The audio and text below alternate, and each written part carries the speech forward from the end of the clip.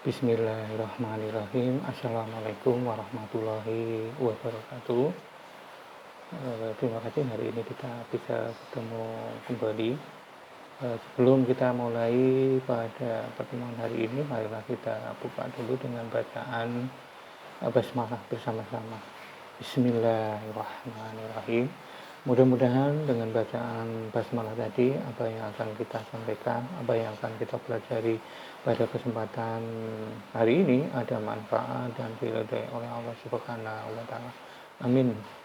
Saudara-saudara semuanya, hari ini untuk materi di manajemen keperawatan adalah di pengorganisasian, salah satunya adalah metode pemberian asuhan keperawatan. Nah, ada nanti beberapa metode dalam pemberian asuhan keperawatan yang diterapkan di pelayanan bidang keperawatan itu banyak sekali. Tetapi kenapa metode ini dilaksanakan?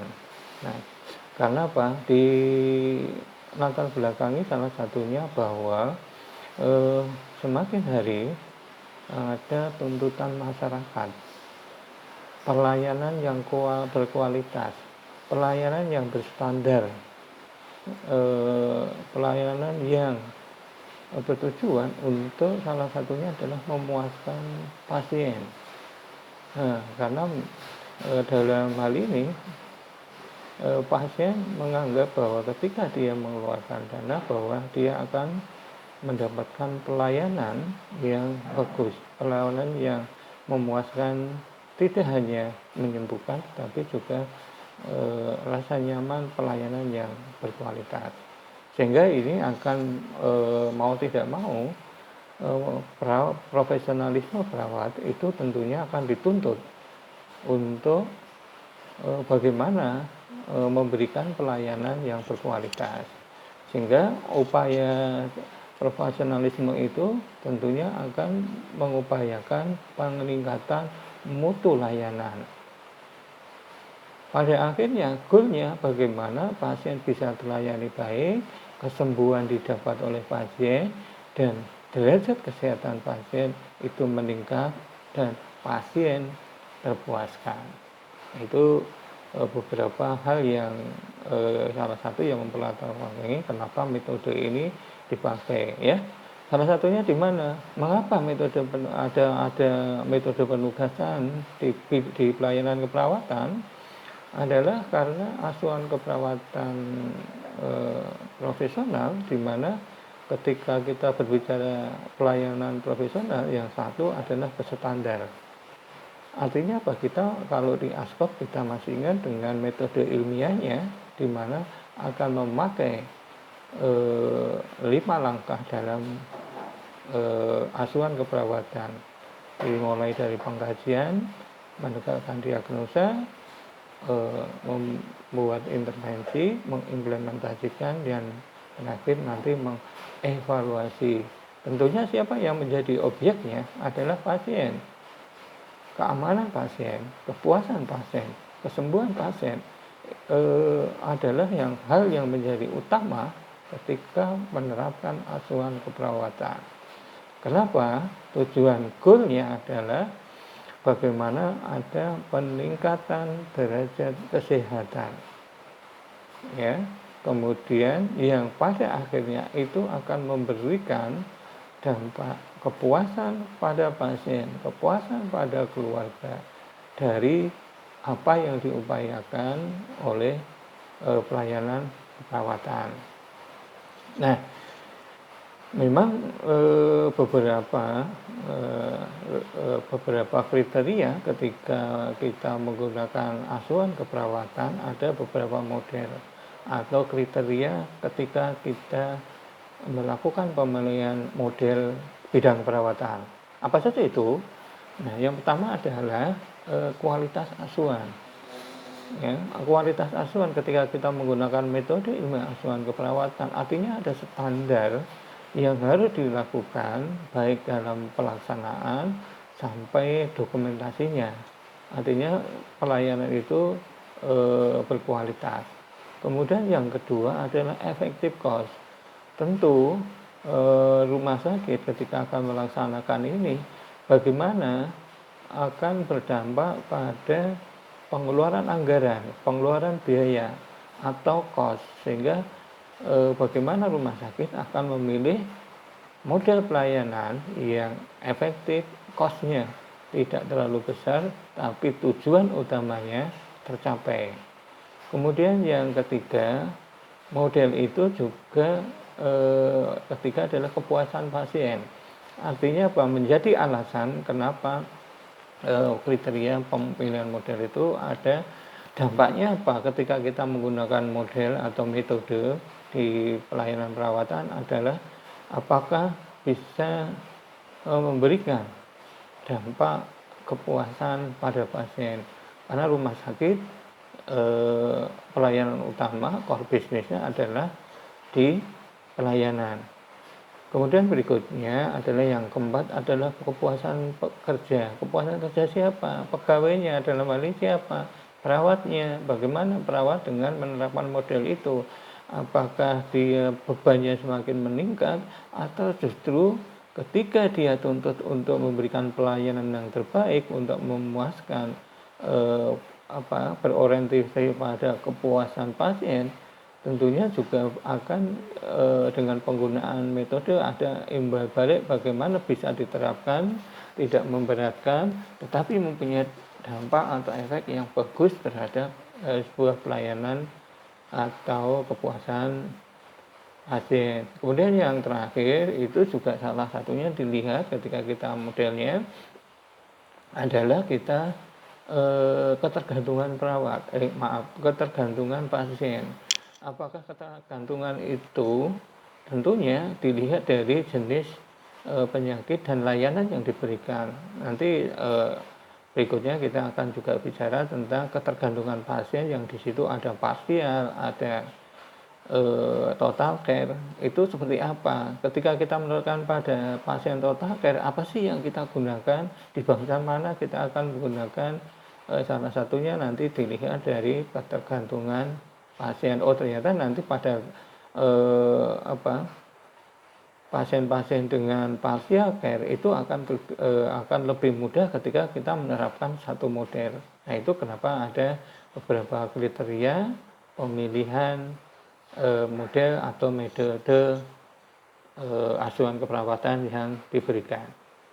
Nah, tentunya rumah sakit bebas menentukan metode yang mudah, metode apa yang bisa diterapkan di dalam rumah sakit tersebut.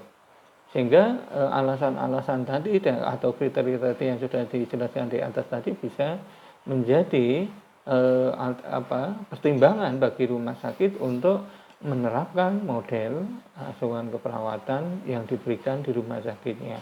Jadi tidak ada keharusan harus pakai model A, B, C, harus memodel ini, tidak. Itu tergantung dari masing-masing institusi, tergantung dari institusi pelayanan atau rumah sakit, dia memilih model yang mana yang sekiranya bisa diterapkan. Banyak pertimbangan-pertimbangan yang lain selain 5 tadi yang menjadi kriteria. Salah satunya juga nanti adalah ketersediaan sumber daya, karena masing-masing rumah sakit jumlah sumber dayanya dalam hal ini perawat jumlahnya juga sangat berbeda ya. Jadi itu rumah sakit tidak haruskan modelnya A, modelnya B, tidak. Rumah sakit bebas memilih mana yang menjadi pilihan dalam sebuah model penerapan asuhan keperawatan. Nah, ada beberapa metode atau model yang ada di pelayanan keperawatan. Saya hanya mengambil beberapa saja. Yang pertama adalah metode kasus. Dalam hal ini, yang metode kasus adalah perawat bertanggung jawab terhadap asuhan dan observasi pada pasien tertentu. Nah, misalnya pada pasien isolasi, kemudian ICU atau intensive care unit, di mana ada rasio perawat dan pasien itu 1:1. Jadi kalau kita melihat kenapa ICU itu jumlahnya sedikit, perawatnya juga lebih banyak, jumlahnya banyak, karena untuk penghitungan rasio 1:1. Kemudian adalah sistem evaluasi menjadi lebih mudah. Kenapa? Karena hanya satu pasien yang menjadi tanggung jawab perawat, satu pasien, sehingga akan lebih mudah untuk mengawasi, untuk mengevaluasi pekerjaan maupun hasil yang hasil terhadap pasien. Kemudian yang selanjutnya adalah penanggung jawab belum dapat diidentifikasi oleh manajer keperawatan, karena kita tidak tahu pasiennya yang masuk ICU itu siapa, pasien apa, apakah pasien dengan gangguan jantung atau post operasi atau pasien-pasien yang lain, itu belum bisa diidentifikasi karena pasien-pasien masuk di sana tentunya insidental. Artinya insidental itu tidak bisa direncanakan, tetapi artinya pasien-pasien yang masuk sudah tidak kita ketahui nanti jam berapa, apa pasien yang masuk berikutnya apa, kita belum tahu ya. Sehingga dari PJ penanggung jawab terutama di kepala ruang itu belum bisa mengidentifikasi untuk membagi siapa yang akan bertanggung jawab dalam satu pelayanan di ICU.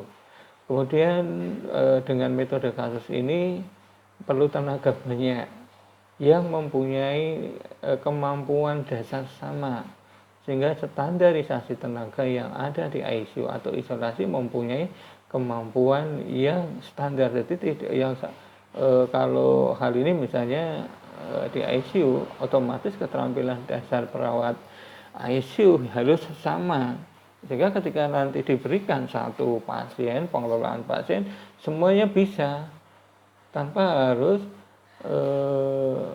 meminta bantuan kepada yang lain.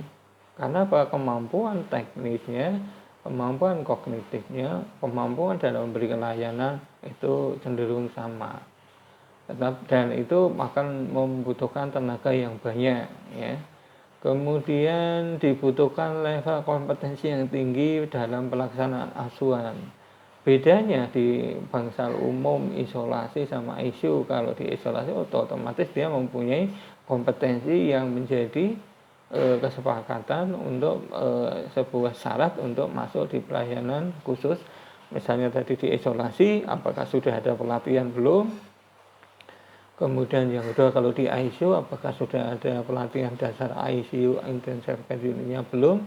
Sehingga ketika sudah mempunyai semua, artinya apa? Standarisasi kompetensi sudah satu homogenitas ya. Case method atau ini untuk pasien ya, setiap shift, jadi satu shift satu pasien seperti ini. Jadi misalnya dinas pagi ya tanggung jawabnya satu pasien selama satu shift, dinas sore juga satu shift, dinas malam juga satu shift terhadap satu pasien ya. Kemudian tentunya metode ini juga ada kelebihan tetapi juga mempunyai kekurangan. Nah, metode kasus ini apa kelebihannya?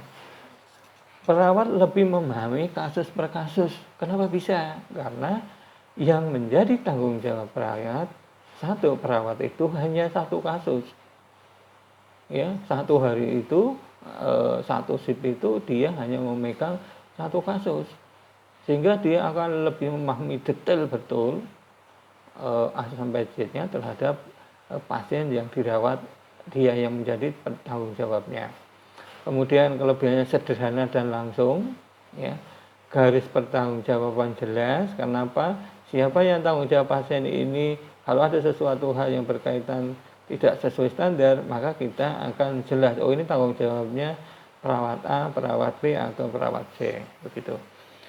Kemudian kelebihannya adalah kebutuhan pasien itu cepat terpenuhi ya, karena perawat tidak terganggu, perawat tidak bertanggung jawab terhadap pasien yang lain, tetapi dia bertanggung jawab penuh terhadap pasien yang dirawatnya.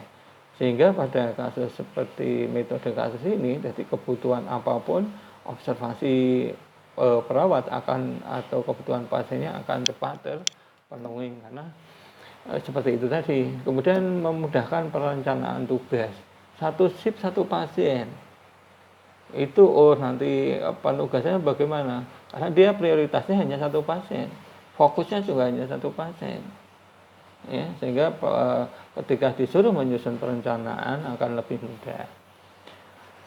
Ada beberapa itu kelebihannya. Nah, sekarang kekurangannya apa? Belum dapatnya diidentifikasi perawat penanggung jawab. Ya, kenapa? Karena kita juga tidak tahu siapa yang akan masuk ke ICU berikutnya, nggak tahu. Sehingga perawatnya nanti yang pegang siapa juga belum tahu. Ya, itu ada kekurangannya. Kemudian perlu tenaga yang cukup banyak dan mempunyai dasar yang sama, ya, karena itu tadi perbandingan 1:1, otomatis ketenagaan itu akan mengikuti dari jumlah, ya, jumlah pasien dan dihitung yang lain, ya, atas dasarnya. Kemudian tidak dapat dikerjakan perawat non profesional. Artinya apa?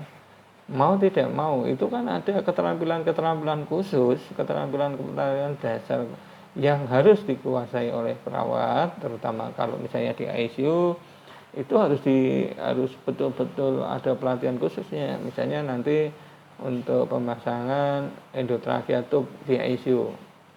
Nah, kalau non profesional tidak bisa karena tidak sampai pelatihan di sana, kemampuannya terbatas, aksesnya juga terbatas, ya. Itu yang jadi pertimbangannya atau kekurangannya. Kemudian yang kedua itu metode yang diterapkan di pelayanan perawatan dalam pemberian asuhan keperawatan adalah metode fungsional, ya. Bedanya apa? Kalau di metode fungsional itu adalah orientasinya pada jenis tugas tertentu, ya. Kalau di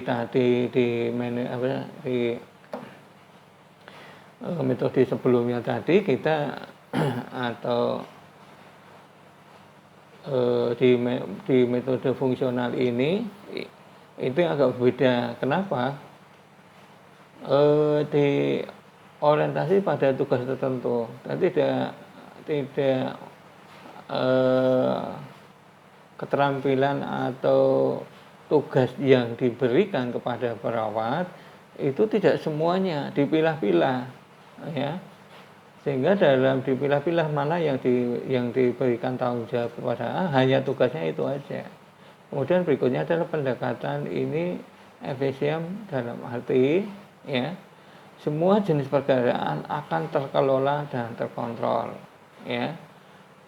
Waktu pengerjaannya dengan lebih singkat, seorang dengan jenis tugas tertentu untuk jangka waktu lama akan menjadi sangat terampil terhadap tugas itu. Jadi misalnya diberikan satu tugas perawatan satu macam itu, maka lama-kelamaan tidak akan hilang, justru akan semakin terampil terhadap keterampilan, karena keterampilannya itu akan terasah betul.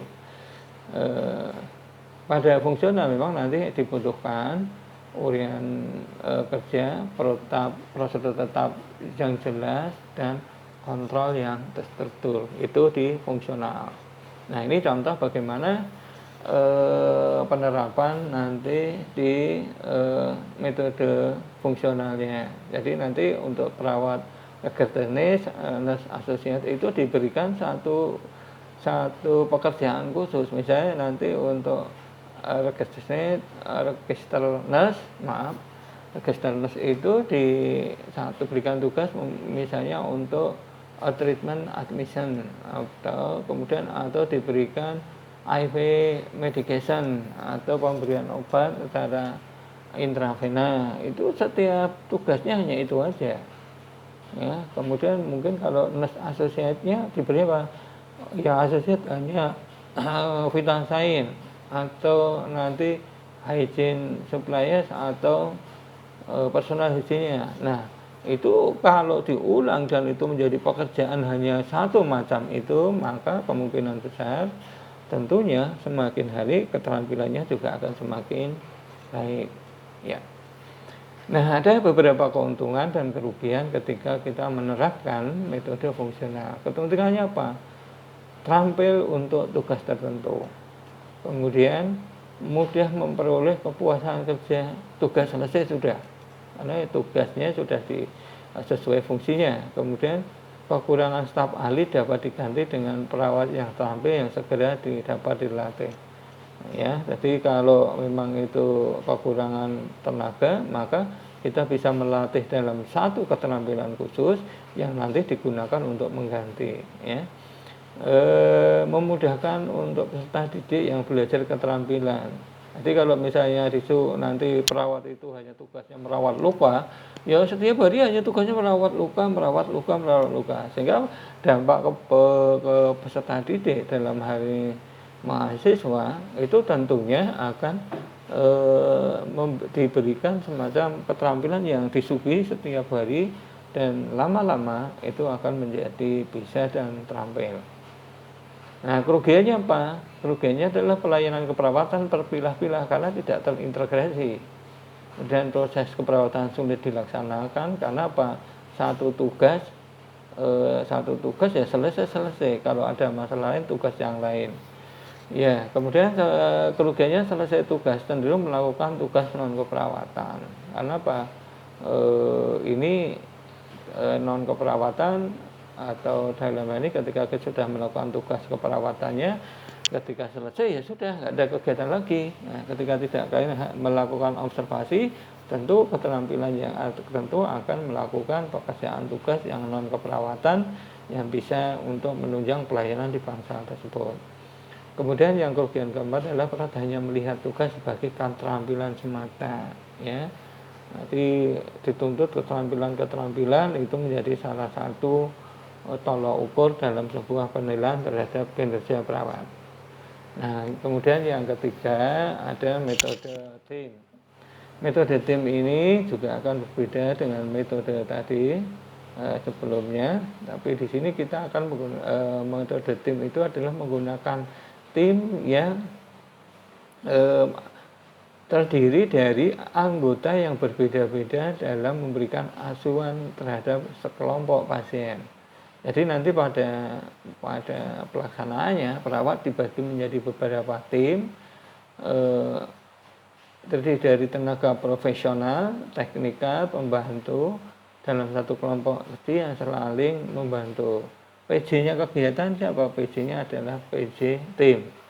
Nah, untuk perawat, perbandingan perawat dengan pasien berapa? Jadi di situ kalau dengan metode tim, jadi satu perawat itu memegang 6 sampai 8 pasien. Ya, itu secara teorinya. Nah, nanti apa yang membagi? Kepala ruangnya. Kemudian memungkinkan pelayanan keperawat yang menyeluruh. Komunikasi antar tim, konferensi yang membutuhkan waktu, ya, karena dia satu hari itu fokus terhadap 6-8 pasien, sehingga masing-masing tim itu akan sibuk sekali, ya.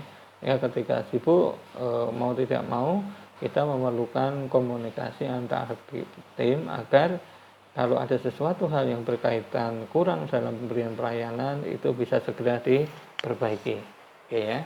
Nah, di tim itu, di metode itu tentunya ada kepala ruang.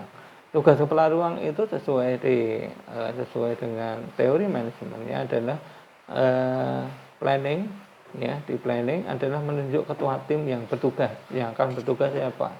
Misalnya di bangsa bedah itu dibentuk 2 tim. Jadi nanti tugas kepala ruang itu akan memberikan atau menunjuk ketua tim yang akan bertugas, apakah tim A, tim B, dan itu sudah diberikan sesuai dengan kemampuan yang dimiliki oleh masing-masing yang diangkat menjadi ketua tim. Kemudian tugas penerangan adalah organizing, membuat job disk tugas masing-masing tim dan rentang kendali. Rentang kendali itu maksudnya apa? Hal-hal yang berkaitan dengan pelaksanaan itu tentunya akan dimonitor dan dievaluasi oleh kepala ruang sebagai tugas kepala ruang. Kemudian berikutnya adalah directing, jadi meningkatkan kemampuan. Dan yang terakhir adalah controlling, mengawasi asuhan keperawatan yang diberikan, termasuk nanti melihat, mengecek dokumentasi, serta membuat evaluasi. Nah, Sekarang bedanya apa? Tugas antara anggota tim dan tugas ketua tim. Kalau ketua tim nanti satu membuat perencanaan, yang kedua membuat penugasan, supervisi dan evaluasi. Kemudian mengenal atau untuk mengetahui kondisi pasien, ya.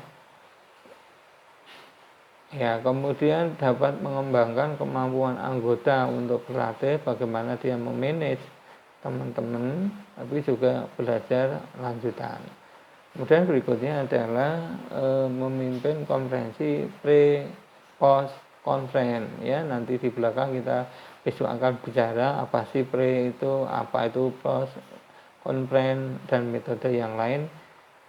Dalam hal ini di bidang ketika di bank biasanya juga ada namanya meeting morning, ya, pertemuan pagi sebelum dilaksanakan post conference. Kemudian tugas anggota tim bagaimana? Satu, memberikan asuhan keperawatan pada pasien di bawah tanggung jawabnya. Jadi ketika sudah dibagi, siapa yang bertanggung jawab pasien tersebut, mau tidak mau dia juga harus sudah melakukan asuhan keperawatan yang menjadi tanggung jawabnya. Dan berikutnya adalah kerjasama dengan anggota tim dan antar tim, ya. Maksudnya ada sesuatu ketika satu bangsal itu ada tim A, tim B, ketika nanti tim B ada masalah, boleh nggak kita bertanya di A? Boleh. Ya, kemudian berikutnya adalah membuat laporan asuhan keperawatan, ya. Kenapa? Itu sebagai bentuk pertanggungjawaban untuk pertanggungjawaban dan atau dokumentasi sebagai bentuk pertanggungan kita sudah melakukan pekerjaan yang menjadi tugas dan wewenang kita. Nah, ini contoh struktur organisasi metode tim. Nah, tadi ada kepala ruang, kemudian misalnya ada 3 tim ketua tim 2, ketua tim 3. Nah, pemilihan ketua tim biasanya bukan didasarkan pada strata pendidikan, tetapi didasarkan pada senioritas dan kemampuan skill yang dimiliki oleh masing-masing perawat. Oke. Nah, keuntungan apa? Nah, nanti kita bisa bicarakan lagi. Yang pertama adalah memfasilitasi yang komprehensif, tidak terpisah, tidak terputus, sehingga akan terfasilitasi dengan metode ini. Kemudian berikutnya adalah memungkinkan penerapan proses keperawatan. Proses keperawatan bisa dilakukan dan bisa, karena apa? Keuntungan salah satunya proses keperawatan ini kita mulai dengan metode ilmiah yang sudah kita sepakati bersama. Kemudian ada konflik dapat dimulai melalui pre-conference, ya. Jadi pre-conference itu adalah sebuah kegiatan yang bertujuan untuk membagi personil untuk melakukan tindakan asuhan keperawatan. Berikutnya adalah untuk diketahuinya apa? Adalah yang diketahui tentang apa? Proses belajar dalam tim hubungan dengan interpersonal sehingga konflik tidak akan muncul. Kemudian meningkatkan kemampuan anggota secara efektif, ya. Sangat mungkin dengan metode tim ini akan mengembangkan, karena mau tidak mau ketika dia dibagi 6-8 pasien, dia akan dilihat bagaimana kerjanya. Nah, ketika sesuatu dia tidak bisa, berarti apa? Tentunya akan berhubungan dengan komunikasi antar tim untuk menyelesaikan masalah yang dihadapi oleh masing-masing tim, ya. Kualitas askep yang dapat dipertanggungjawabkan. Oke, berikutnya kerugiannya apa? Ketua tim menghabiskan waktu untuk koordinasi dan supervisi, ya.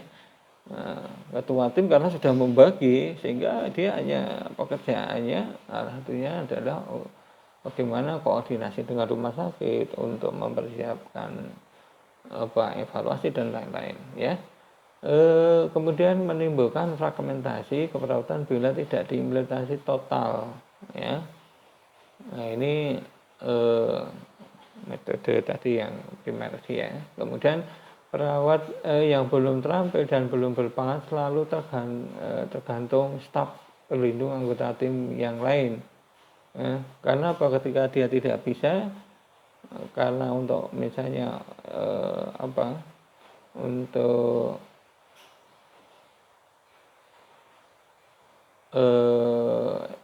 yang belum keterampil, dia akan selalu di belakang karena untuk maju ke depan dia tidak berani. Kemudian yang berikutnya, akuntabilitas dari tim menjadi kabur. Kenapa ini bisa? Ya, karena satu orang merawat 8 pasien. Ya, satu shift, bisa dibayangkan. Ya. Otomatis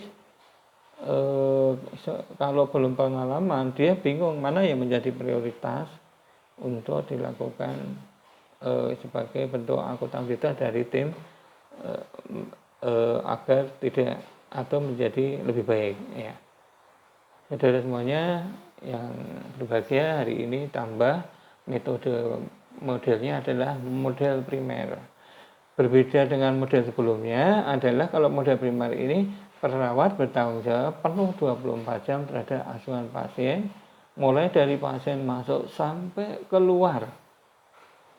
PJ-nya perawat primer. Biasanya kalau PJ perawat primer artinya apa? Diambilkan perawat yang mempunyai strata pendidikan ahli, dalam hal ini nurse. Ya. Rasio perawat klien 1:4 sampai 6. Ya. Lebih sedikit. Ya.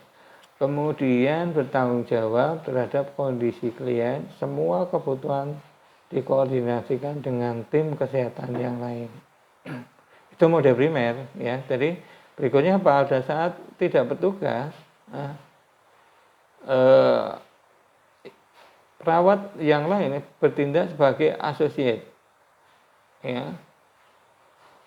Atau perawat primernya lagi libur dan tidak jaga, nanti perawat associate bisa menggantikan dulu. Nah, ada tugas perawat primer adalah mengkaji kebutuhan, membuat rencana perawatan, kemudian melaksanakan rencana perawatan, kolaborasi dengan pihak rumah sakit dengan rentranya, kemudian berikutnya apa? Mengevaluasi asuhan keperawatan yang diberikan. Ya. Kemudian membuat discharge planning, bagaimana penyiapan pasien pulangnya, kemana dia harus kontrol, ya. Kemudian berapa minggu sekali, itu harus informasi di discharge planning sudah harus disiapkan. Kemudian termasuk di sini adalah kan melakukan rujukan sistemnya harus rujukan, ya, karena memang sudah eranya BPJS. Dan membuat jadwal perjanjian klinis dan mengadakan home visit, itu tugas perawat primer.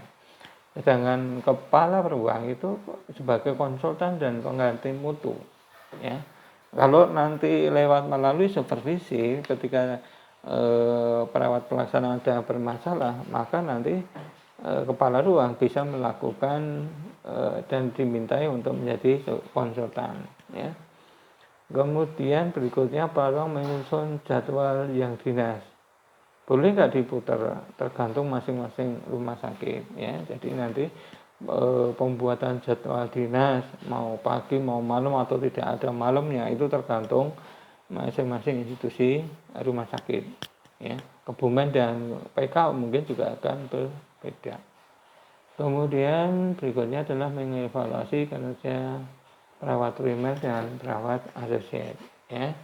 Ini gambaran sekilas bagaimana penerapan primary nursing, metode primer di bidang perawatan, ya. Ini tentunya akan memberikan kelebihan, ya, dan tugas-tugasnya. Siapa nanti yang ketika primary nurse ini siapa, ya, dan tugasnya apa? Salah satunya adalah nanti bisa bagaimana komunikasi dengan supervisor, ya. Dia akan menjembatani ketika ada kepentingan dengan supervisor, ya. Berikutnya adalah keuntungannya. Ini adalah ada autonomi, eh, diberi hak untuk bagaimana dia mengelola, kemudian motivasi, motivasi ketika dia melakukan itu, ya, kemudian ada perawatan yang holistik. Tentunya pekerjaan itu dilakukan oleh seorang perawat yang profesional, ya, dan peningkatan pasien laporan terhadap pasien dan peningkatan komunikasi terhadap fisikan dan tim kesehatan lain, fisioterapi atau ahli gizi atau perawat atau yang lain itu bisa terjalankan, ya. Nah, metode primer ini ada kerugiannya. Kerugiannya apa? Perlu perawat pendidikan tinggi dan berpengalaman. Sedangkan saat ini tentunya strata pendidikan menjadi syarat yang baik. Kadang ada pendidikannya tinggi, keterampilannya kurang baik. Tetapi juga demikian juga ada keterampilannya tidak baik, ya. Pendidikannya juga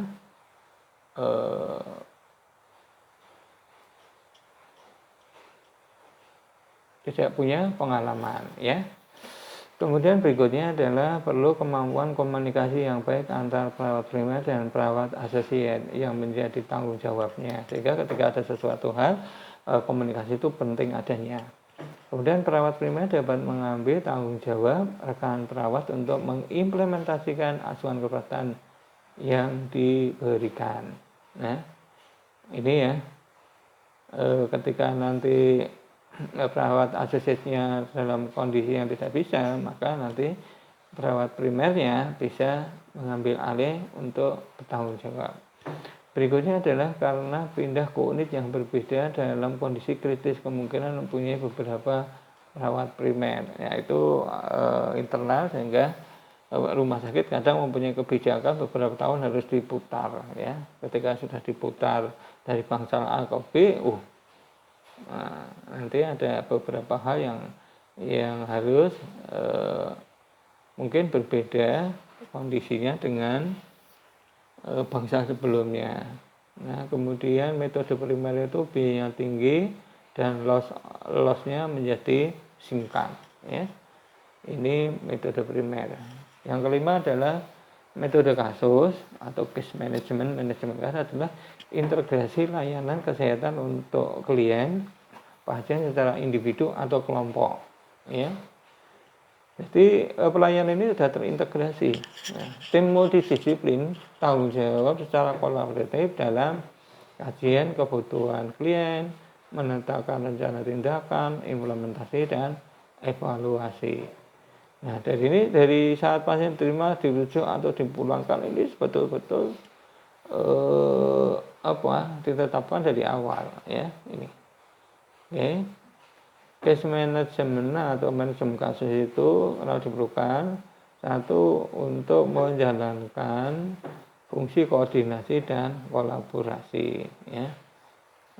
Kemudian berikutnya adalah panduan alur penanganan pasien secara terengah, misalnya pada pasien dengan gaduh atau gelisah, ya. Peningkatan pathway-nya belum siap betul, ya, walaupun sudah dipersiapkan. Nanti di critical atau clinical pathway ini ada nggak panduan untuk sebuah masalah yang dihadapi pasien, itu juga menjadi rujukan bagi bidang perawatan rumah sakit kalau seandainya itu belum ada. Nah, ini gambaran sekilas tentang manajemen kasus, ya. Sudah dibagi timnya. Saya trauma nurse care manager, medical nursing case manager, pediatric nurse case manager anak, ya, atau yang lain. Itu sudah terencana. Oke. Metode yang berikutnya adalah metode modular. Metode modular itu adalah gabungan antara metode tim dan primer, ya. Ini anggota memberikan asuhan keperawatan, ya, dan pengarahan dari pimpinan modulernya ya. Jadi nanti apa yang menjadi tugas dan wewenang tanggung jawabnya sudah harus disiapkan. Idealnya 2-3 perawat memberikan asuhan perawat terhadap 8 sampai 12 ya. Misalnya bangsal itu ada 12, kita cukup 3 bisa ya. Oke, berikutnya aktivitas tim sebagai suatu kesatuan mempunyai pandangan yang holistik terhadap setiap kebutuhan pasien, dan metode modifikasi keperawatan tim primer yang dicoba untuk meningkatkan efektif konsep keperawatan tim melalui penugasan modular. Oke, saya lanjut saudara semuanya. Kemudian metode moduler ini keuntungannya tim mendukung pengembangan dan produktivitas kelompok. Nanti akan tinggi masing-masing mempunyai tanggung jawab untuk pengembangan. Kemudian asuhan keperawatan diberikan bisa komprehensif ya. Kalau saat ini walaupun COVID-19 masih berjalan, ini juga bisa terapkan, bisa saja ya. Kemudian membaiknya kontinuitas dan koordinasi asuhan, meningkatkan kepuasan pasien dan biayanya lebih efektif dibanding metode yang lain. Ada kerugiannya, sedikit perawat register yang digunakan untuk mengetahui kondisi pasien yang tidak diharapkan ya. Karena hanya 1 atau 2 perawat ahli tentunya akhirnya mau tidak mau harus mengikuti regulasi yang ada. Berikutnya adalah diperlukan pengalaman dan keterampilan ketua tim ya. Jadi yang diambil memang senior yang sudah memahami betul model asuhan keperawatan praktek keperawatan profesional. Terus berikutnya adalah diperlukan campuran keterampilan yang tepat ya. Jadi modifikasi sebenarnya ya. Ini partnership, model ini kombinasi antara perawat primer dan vokasi ya. Jadi ada kerjasama, tidak hanya ahli dan vokasi. Kalau di kita berarti kalau ahli dari alumni perawat ahli itu lulusan NAS, kalau perawat vokasi lulusan D3 ya. Oke. Model partnership model itu kemungkinan besar perawat primer mengalami kesulitan dalam mendelegasikan pada pekerjaannya ya. Kemudian terhadap yang konsisten sulit dipertahankan karena jadwal yang bervariasi ya. Ini beberapa kerugiannya. Nah, ini terapi model ini singkatnya adalah digunakan perawat register, berikan asuhan keperawatan di bawah pengarahan dan pimpinan modulnya ya. Itu metode moduler. Nah, moduler ini juga tim mendukung pengembangan produktivitas kelompok. Asuhan keperawatan diberikan secara komprehensif, dan berikutnya membaiknya kontinuitas dan kondisi asuhan ya. Nanti ketika ada kurang bisa dievaluasi. Kemudian mengikutkan kepuasan pasien, dan yang terakhir biasanya biayanya akan lebih efektif. Oke, metode moduler kerugiannya apa? Sedikit perawat register yang digunakan untuk mengatasi kondisi pasien yang bisa diharapkan, yaitu kerugiannya.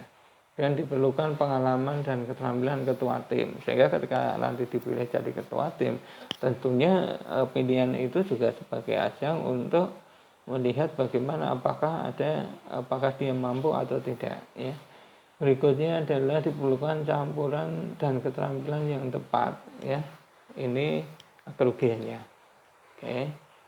Berikutnya adalah sistem atau metode yang ada adalah MPKP, model praktek keperawatan profesional. Adalah struktur, proses, dan nilai profesional yang memungkinkan perawat profesional mengatur pemberian asuhan keperawatan termasuk lingkungan untuk menopang pemberian asuhan tersebut. Ya, ini untuk sistem NPKP ya. Ini ada beberapa jenis NPKP. Pemula ini semua tenaga minimal D3 keperawatan. NPKP 1 itu paru dan Katim Nes sesuai dengan metode yang disiapkan. Kemudian NPKP 3 tenaga spesialis dengan sebagai konsultan. Ini berbasis riset itu ya. Kemudian spesialis dan doktorat keperawatan untuk level MPKP 3 ya. Oke, saya belum ketemu siapa tadi yang mana yang menjadi bagian, apakah pemula MPKP 1, 2 atau 3 ya.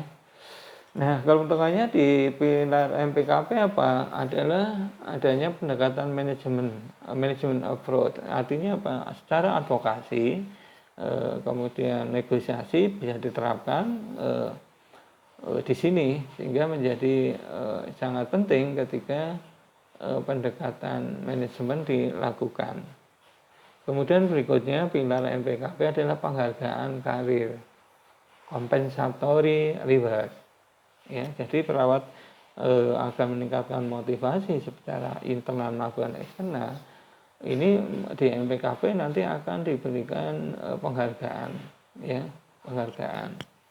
Penghargaan itu tentunya tidak mesti harus bentuk uang, tetapi harus bisa juga berbentuk non finansial, ya. Berikutnya pilar ketiga adalah hubungan profesional relationship antara perawat satu dan pasien sesuai dengan tugas, wewenang dan tanggung jawabnya. Kemudian sistem pemberantasan perawatan care, sistemnya adalah delivery system ya. Artinya dia akan melayani ketika ada salah satunya untuk sesuai dengan permintaan yang diharapkan dari pasien. Kita semuanya yang berbahagia, mungkin itu yang saja yang perlu kami sampaikan. Mudah-mudahan yang sedikit ini bisa memberikan gambaran, penambahan wawasan tentang bagaimana di manajemen keperawatan, terutama di pengorganisasian sub mata kuliahnya, salah satunya di metode pemberian metode asuhan keperawatan.